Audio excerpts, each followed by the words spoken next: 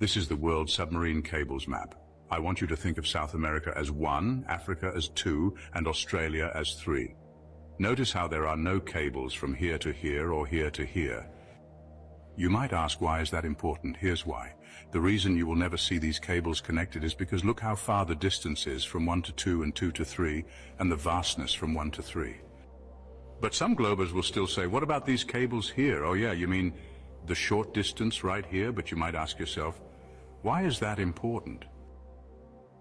Over 99% of the world's internet traffic, including international phone calls and data transfers, rely on cables, not satellites cables. You'll pull up any map of sea cables and you will see that none of these touch because we live on a flat geocentric plane. And of course, TikTok. This is for entertainment purposes. For entertainment purposes, well, I'm entertained. So I love the fact that they say that you'll notice that they don't send cables from the tip of South America to the tip of the southern tip of Africa because it's too long a distance. We send it over a much shorter distance, right, where those two continents are at their closest. And that's because on a flat Earth, the longer distance is even longer.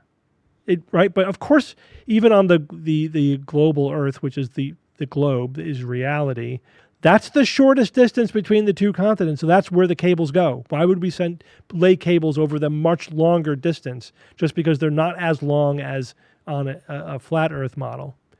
That is the really weak claim. The fact they say this is the best evidence for the flat Earth, okay, you really want to make that your best evidence? Because that is some really weak evidence you got there. If you look at the map of the cables, you'll notice a couple of things. They go from population centers, right? They're not going from the place where there aren't people. They're going where there's the highest population density and the shortest distance to connect those two high areas of population density.